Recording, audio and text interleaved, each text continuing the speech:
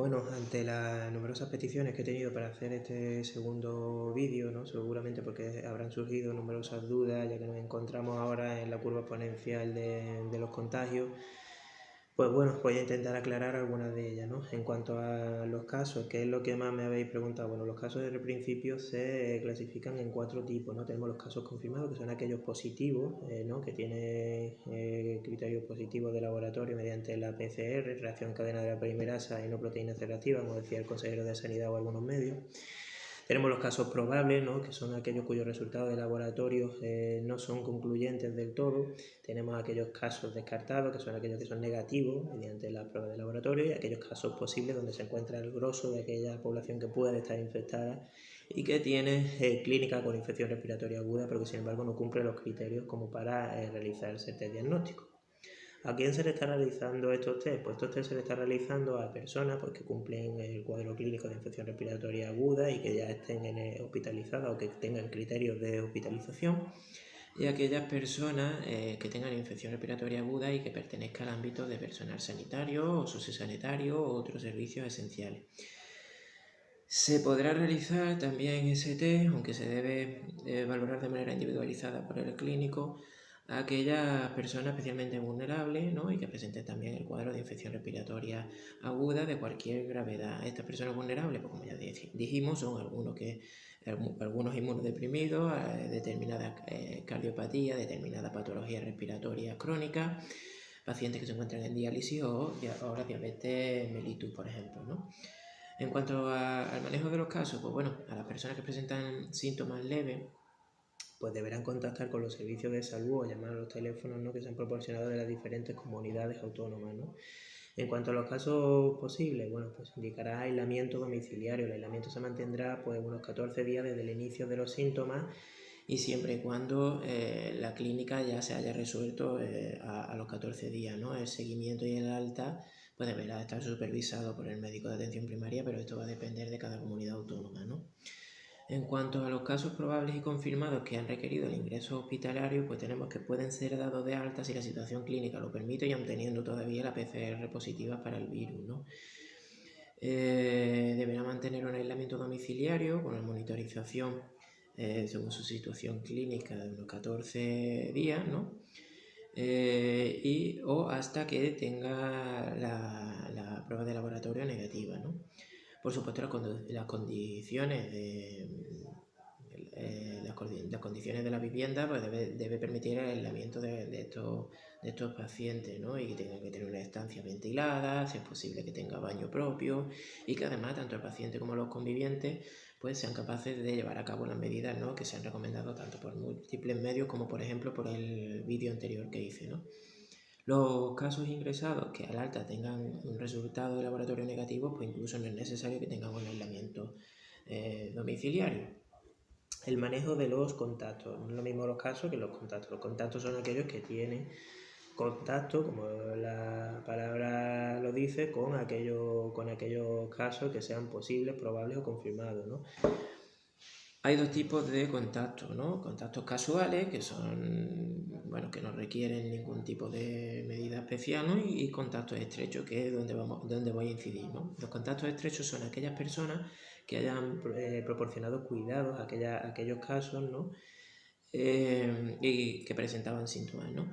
Y que se tratan de trabajadores sanitarios que no han utilizado adecuadamente por diferentes motivos la medida de protección, miembros de la familia o personas que tengan un contacto físico parecido. Convivientes, familiares y personas que hayan estado en el mismo lugar que el caso, ¿no? Sintomático, a una distancia menor de 2 metros y un tiempo al menos de unos 15 minutos, ¿no? No se hará un seguimiento activo de los contactos, únicamente se le indicará que debe realizar una cuarentena domiciliaria, ¿no? De unos 14 días.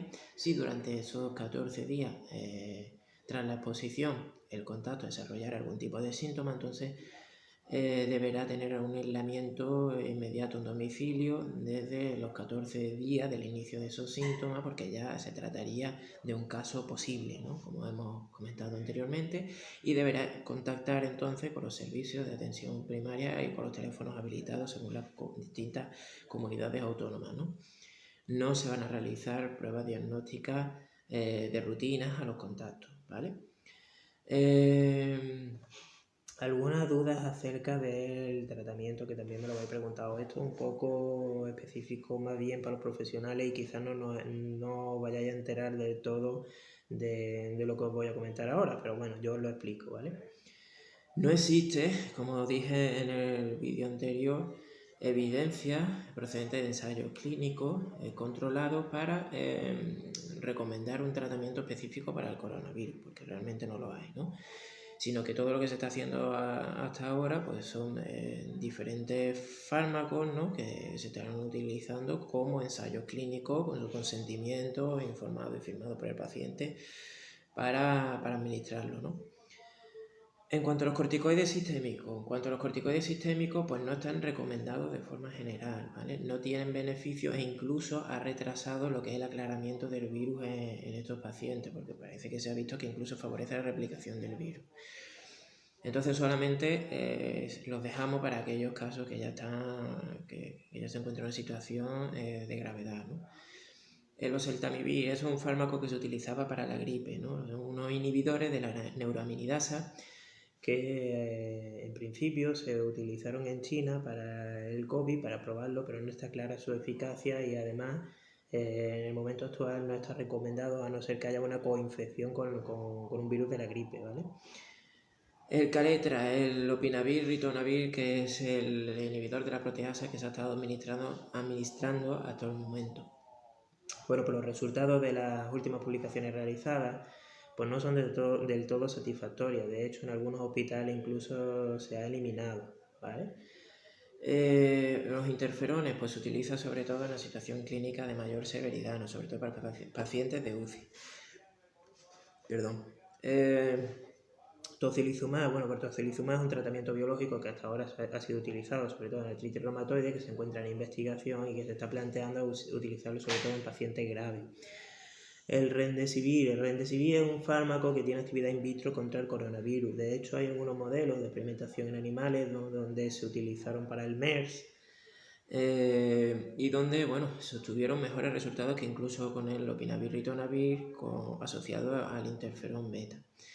Existen también estudios que nos informan sobre la seguridad del fármaco, ensayos clínicos fase 3 que se utilizaron para el virus del ébola, ¿no?, en aquella época.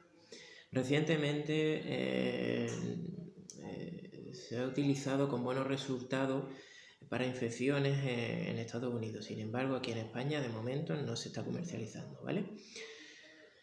La hidroxicloroquina, esto sí es importante. La hidroxicloroquina se ha incorporado recientemente al tratamiento. Existen publicaciones recientes con buenos resultados clínicos y de laboratorio.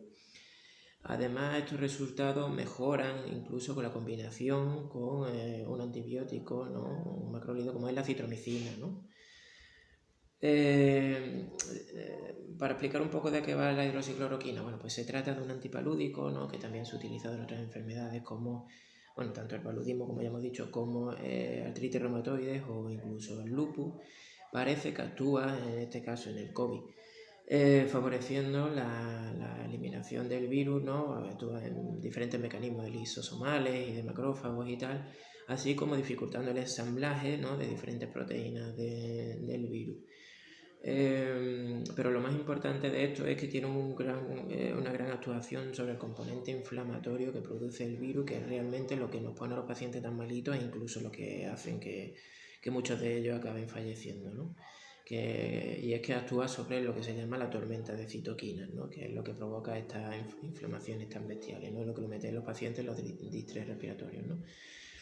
En cuanto a las dudas del ibuprofeno, bueno, la Agencia Española del Medicamento de Productos Sanitarios informa que no existen datos actualmente que permitan afirmar un agravamiento de la infección por el COVID en el uso concomitante con ibuprofenos y otros AINE, otros antiinflamatorios no esteroideos. Los pacientes que estén en tratamientos crónicos con ibuprofeno, ketoprofeno, otros AINE, pues no tienen por qué interrumpirlo. La guía recomienda como primera línea de tratamiento antipirético, ¿no?, para el tema de la fiebre, el uso del paracetamol, pero que no está contraindicado tampoco el uso del ibuprofeno, ¿vale? Otra duda que también me habéis preguntado mucho a lo largo de la semana, el uso de los antihipertensivos, de los IECA y los ARA-2.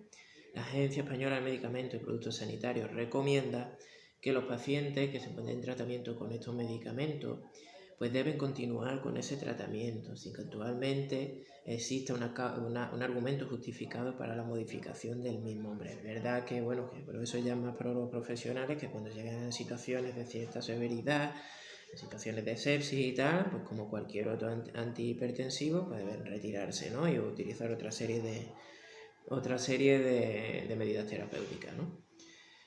En cuanto a la vacuna, que también me lo habéis preguntado, pues oye, la vacuna, ¿cuándo? Bueno, en cuanto a la vacuna lo único que hasta donde he podido saber, se sabe que está en fase 3 de ensayo clínico. Eso quiere decir pues que bueno, que ya ha sido probado en animales, que han tenido buenos resultados, que ha pasado una fase de seguridad, una fase también de eficacia en pequeños grupos poblacionales de humanos, y que bueno, que ahora se encuentra en una fase en la que hay que confirmar esa seguridad y esos beneficios terapéuticos, así como las reacciones adversas que tengamos, sobre todo a corto plazo, que es la fase 3 de los fármacos, ¿no? ¿Tras esto qué viene? Pues tras esto viene que solicite la autorización del fármaco para el uso clínico, y entonces ya entraríamos en lo que sería la fase 4 del fármaco, donde ya estaría comercializado, ¿no? Desconozco totalmente fechas sobre la posible comercialización de la vacuna, o sea que la verdad es que no lo sé. En cuanto a la duración de la enfermedad, bueno, el tiempo medio desde el inicio de los síntomas hasta la recuperación es de unas 2 semanas, ¿no? Cuando la enfermedad tiene una sintomatología leve, y puede llegar a ser hasta de 3-6 semanas cuando es grave o crítica, ¿vale? El tiempo desde el inicio de los síntomas hasta la instauración de los síntomas graves, como la hiposemia, por ejemplo, pues está en torno a unos 7 días, una semana, unos 7-12 días, una semana aproximadamente. Aunque se puede estirar hasta las 2-8 semanas, que puede ser incluso cuando se produzca el fallecimiento, ¿no? ¿Por qué? Que también me lo preguntáis, sobre todo personal sanitario, ¿no? ¿Por qué hay tantos casos ya de personal sanitario infectado? Bueno, la respuesta es obvia, ¿no? Desde el principio del contagio, el personal sanitario ha sufrido, bueno, la falta de recursos materiales adecuados para el aislamiento de una enfermedad como esta, ¿no?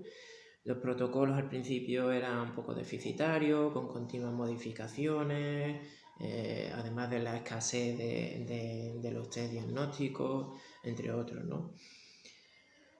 Falta de recursos que, como ya sabemos, no hace más que evidenciar pues, bueno, la precariedad que venimos arrastrando desde hace ya muchos años en este sector, ¿no? Pero bueno, por otra parte, además, pues bueno, nos enfrentamos ante un virus, ¿no? Con un número básico de reproducción, que ya sabemos que es el R0, ¿no? El famoso R0 del que hablaba el ministro, ¿no? De Sanidad, que lo que nos dice es el promedio de casos secundarios que se producen a partir de un caso, ¿no? Sintomático. Bueno, pues se ha estimado que viene a ser el número ese de 2 o 3, es decir, por cada uno se puede infectar 2 o 3, ¿no? Con lo cual quiere decir que es un número relativamente alto, ¿vale? Se ha observado además que los pacientes que están infectados en su mayoría tienen una carga viral, que es otro concepto, bastante alto. Esta carga viral alta pues parece que es uno de los factores por el que probablemente pues bueno, la transmisión de este virus también sea alto, con lo cual, bueno, en resumen, todos estos factores pues pueden hacer que el contagio, tanto en el resto de personas como sobre todo en el personal sanitario, pues que se haya disparado, ¿no? Por supuesto que nuestros compañeros sanitarios contagiados por estos motivos pues son vectores también de la infección, tanto para el resto de personal sanitario como para los pacientes a los cuales está atendiendo, ¿no? Aún estando asintomáticos. Por lo que controlar el contagio en este contexto de precariedad pues prácticamente impracticable, ¿no? Y al final pues probablemente, si no colapsa los sistemas sanitarios por la gran demanda de pacientes que tenga, pues puede colapsar también por el déficit de personal sanitario que haya, pues por la precariedad con la que estamos trabajando, ¿no? En cuanto a bueno, hablando ya un poco, porque quiero hacer ya un poco de hincapié en esto, a ver si a ver si nos podemos concienciar. Todos tenemos ya algún conocido con síntomas, ¿vale? Necesitamos adaptarnos a la situación actual de aumento exponencial de contagio que estamos viviendo. Ya cada vez se va cerrando el cerco respecto a nuestro entorno. Cada vez lo escuchamos más cerca. Y bueno, tenemos que ser capaces de gestionar este miedo. No podemos dejarnos llevar por el pánico, ¿vale? Es probable que entremos incluso en fases parecidas a las que tenemos con el duelo, cuando recibimos malas noticias, ¿no? Y es que, bueno, cuando tenemos la confirmación, ya sea propia o de algún caso cercano, pues podemos entrar en la fase de negación, seguido en la fase de crispación, ¿no? y de irritabilidad, una fase de depresión incluso posterior, y posteriormente una fase de afectación, ¿no? Que es donde hay que llegar, ¿no? Es normal que pasemos por toda esa fase, pero oye, aún así debemos mantenernos con optimismo, seguir peleando y seguir cumpliendo sobre todo las recomendaciones pertinentes que tanto por distintos medios como yo en los vídeos os voy comunicando. No se puede permitir, y esto es una crítica que hago directamente al Ministerio, no se puede permitir al Ministerio continuar yendo por detrás del enemigo en esta batalla, ¿no? Como así lo definía el primer ministro francés, como batalla, o como guerra, ¿no? Más propiamente dicho, como lo hemos estado haciendo durante todo el proceso. Tenemos que adelantarnos al enemigo, tenemos que tomar medidas contundentes. No se entiende que todavía haya carreteras que continúen repletas de vehículos, que todavía haya obras en la carretera, que todavía haya obras abiertas. Hay que tomar medidas más contundentes, ¿vale? Y bueno, una vez dicha esta crítica, pues bueno, como ya dije en redes sociales, y por supuesto si tenéis alguna que os van a surgir muchísimas más dudas, pues bueno, intentaré contestarlas lo más rápidamente posible. Yo, bueno, estoy trabajando y cuando vengo de trabajar pues hago lo posible por contestarlas todas. Pero bueno, finalizando ya el vídeo, pues el mensaje que quiero transmitir es, bueno, de mucho ánimo con el tema del confinamiento. Hay que seguir como hasta ahora, bueno, seguir haciendo ejercicio en casa, seguir intentando vestiros de calle, intentar llevar una rutina, bueno, más parecida a la que llevábamos antes. Por mi parte, a mí me encanta que sigamos haciendo esto, bueno, de que si los aplausos, de que si la música en las calles, de que si mantener la videoconferencia con los amigos. Hay que intentar, como digo, llevar la rutina lo más parecida posible a lo que estábamos haciendo antes, y por mi parte, todo mi cariño a aquellos tanto pacientes afectados como a aquellos familiares, ¿no? Que siguen la enfermedad de estos pacientes que se encuentran afectados, pues con todo ese, bueno, con todo esa preocupación, ¿no? Y también, por supuesto, mi respeto absoluto a aquellos valientes sanitarios, porque son valientes, tanto contagiados como no contagiados, que seguimos batallando con esto, ¿no? Por supuesto, y no os quepa duda que vamos a seguir dando todo por esto, tanto yo como mis compañeros que están continuamente intentando actualizarse sobre el tema y bueno, rebanándonos un poquito los sesos, ¿no? para llevar a cabo las mejores medidas para intentar sacar esto adelante. Y por supuesto que os quedéis con el mensaje de que lo vamos a conseguir. Y entre todos, como ya dije en el vídeo previo, es responsabilidad tanto vuestra como nuestra, y por lo tanto, y por favor, que estos días he visto mucha gente en la calle, no es una broma, tomároslo en serio y bueno, quedaros en casa, por favor, ¿vale? Por mi parte yo acabo el vídeo aquí, y para cualquier cosa que os haga falta, pues aquí sigo de momento y me podéis contactar, ¿vale? Bueno, un abrazo, hasta luego.